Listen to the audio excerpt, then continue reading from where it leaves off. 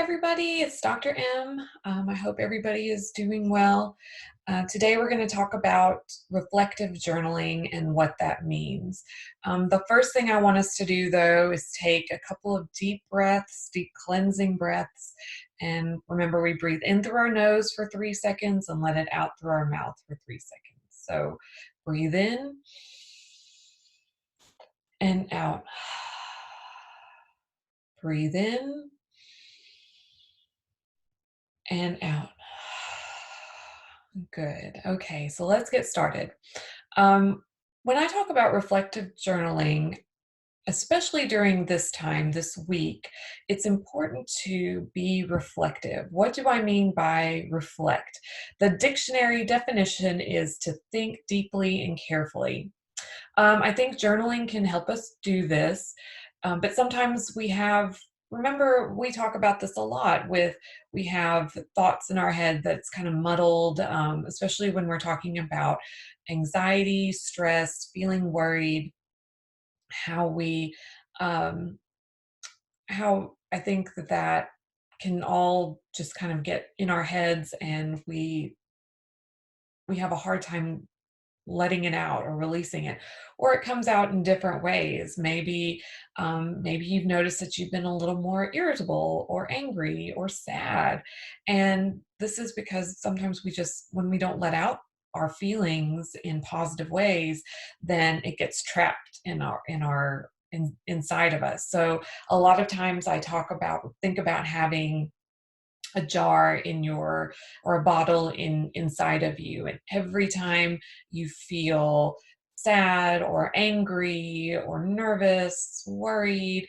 you keep stuffing that jar, and the more you stuff it, the the bigger the jar might get, or the more it fills up, rather, let me say. And then think about what happens when you get to the top of that jar and you still stuff all that in there and there's no more room for it. So, what happens? It explodes, right? Or everything comes out. And that can happen if we don't release those emotions in positive ways. And so remember, of course, feeling angry, feeling sad, feeling anxious, it's not wrong to feel that way. And especially during these times, you might feel it more often than not, or you might even not realize what it is that you're feeling. So, those aren't bad feelings to have. It's just the way that we let them out, remember, can be positive or negative. So, if you're yelling at your sister all the time, or um, you start kicking things, or you get angry at mom, dad, whoever you live with, you know, whatever it might be, those are not positive ways to let out that anger or that worry.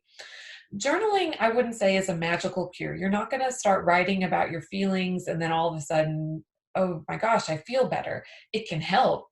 And I think if you start doing it daily or every other day, it can definitely help.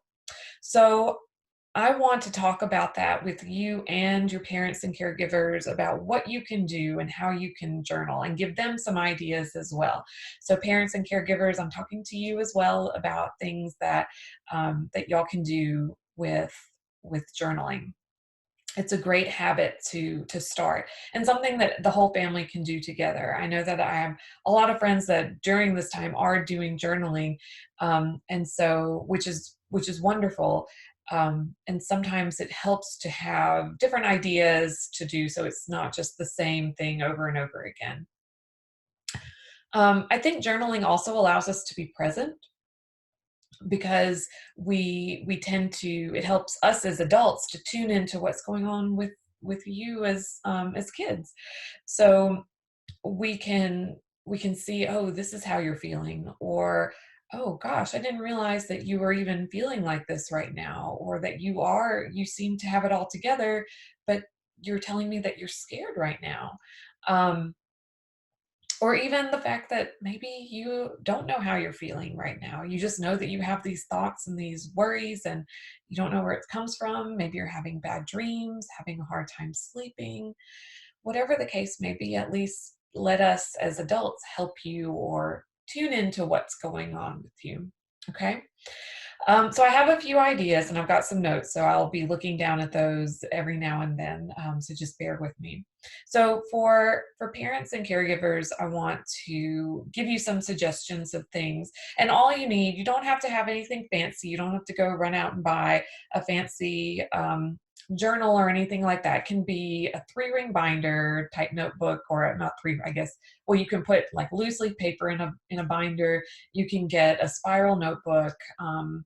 You can get just a regular piece of paper or whatever, and something though that you can compile everything in and keep it together, because these are thoughts that are going to be very precious to you and to your kids as they get older, and to be able to look back on what's going on now. And I'm going to tell you what to do with some of these as well that can be helpful for your kids as well. Okay, so the first suggestion I have is to do prompts. And this can help get an idea, because sometimes when we start writing, um, it might be easier for older kids to just go ahead and just write whatever they're feeling. But for younger kids, it might be difficult. They're thinking, well, what do I write? And kids, remember, there's no right or wrong answer to whatever it is that you're writing. And that's really important for us as adults to know, and important for you as kids to know as well. So there's no right or wrong answer, and there's no right or wrong prompt either. And when I say prompt, I'm thinking about things like um, something to help get those juices flowing in your brain, and things that can help you figure out what it is that you want to talk about. So here are some ideas. Um, the first one is, what are you worried about? Or what's on your mind and why?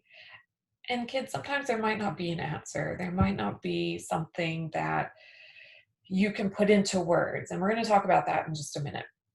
Um, what are you feeling? That's another prompt that you can do. What would be a superpower that you would want, and why? So, kids, remember, some of you that have done the soccer ball, that's where I got that. So, an animal, a superpower, a superhero. Um, what would be a TV character or a movie character that you'd want to be, and why? Um, name three things that you like about yourself. What could you change and why? Um, so these are all things that might help, again, get those juices flowing. And I would say have something that, for parents and caregivers, have something that helps your child to think about some positive things. So what are three great qualities about you? And maybe some thoughts that might bring them into what they're worried about. So asking them, what are you worried about today? Or what's on your mind today? It could also be things like, for little kids, you can maybe have a chart, like pull up on Google smiley face chart that has all the different types of feelings, and have them point to that and say, which one of these are you feeling today? And let them point, and then say why. And so for little kids, if, of course, you'll have to write it out for them if if they don't know how to write yet. Another thing that you can do, and this works with little kids and with big kids and with adults, so even bigger kids, not necessarily having to write something out, but draw it out. Draw how you feel. A lot of times when, let's say that I'm sitting with my mom or dad, and I'm trying to figure out, and I'm upset about something, and I cannot figure out the words to say or use. And it might be that it's not going to come out. The verbal part isn't going to come out, but I can write it out, or I can draw it out. And it might be, and remember that drawing doesn't mean having a person or an animal or anything. It can just be colors. It can be shapes. It can be so many different things. So allowing that space and just carving out, maybe before bed, especially if your kids are having a hard time going to sleep, just having like 15 minutes where they just write or they draw, and you use a prompt or something like that. Another thing to do is to connect with books.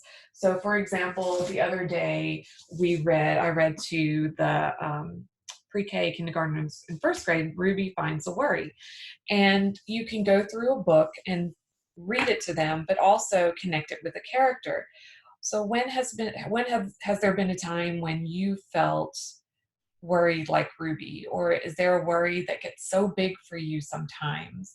And let them draw it out or talk about it, write it out or talk about it, or have um, you write it out again, depending on and so these are all, so you can connect it with a book character.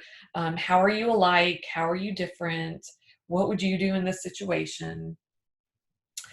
Um, Another thing to connect it back to this week of Holy Week, thinking about what you're thankful for and reflecting on that. Um, so you can absolutely talk about that as well, and talk and reflect on what you're thankful for and what you're grateful for, all those different things. Um,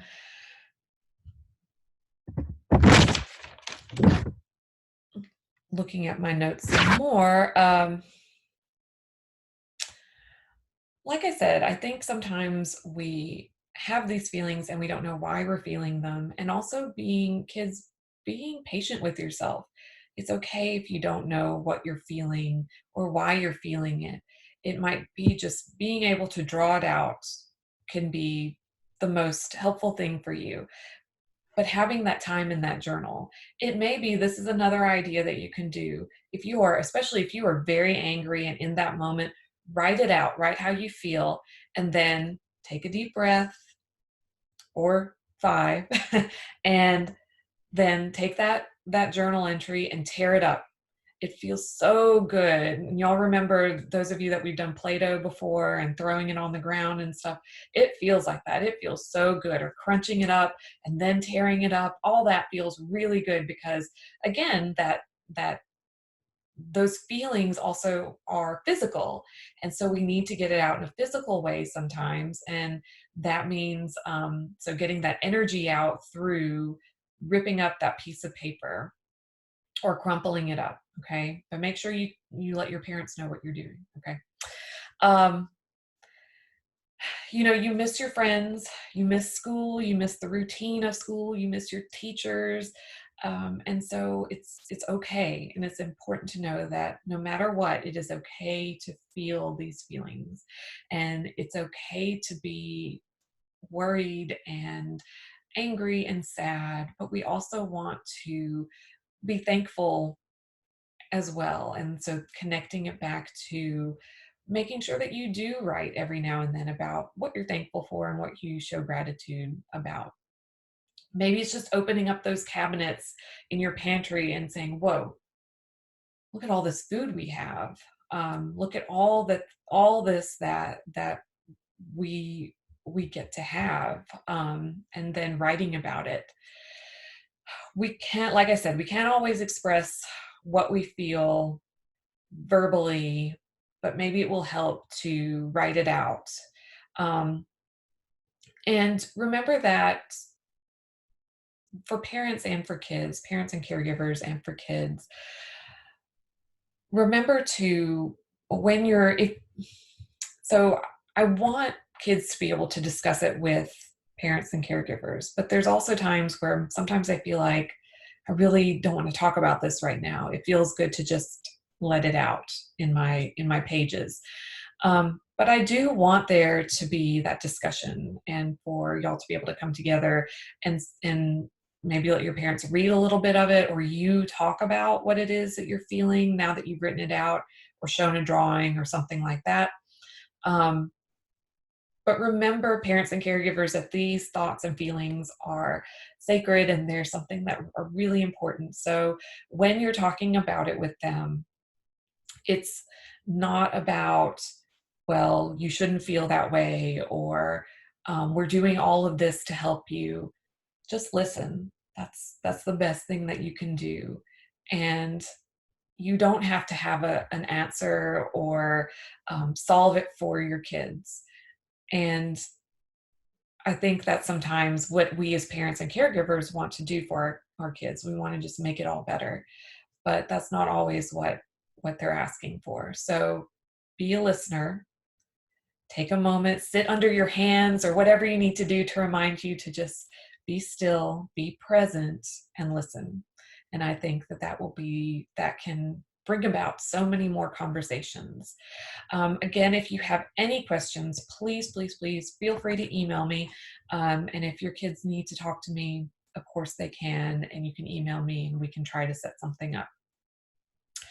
Um, Next week, what we're going to talk about is something that y'all know is near and dear to my heart, and that's talking about nutrition and mental health and how we can work on what we need to eat to help with anxiety and stress and all those good things. So again, let's take a moment and breathe. So we're going to breathe in and out. Breathe in and out. Okay. I hope y'all have a wonderful week, and I look forward to seeing y'all next week.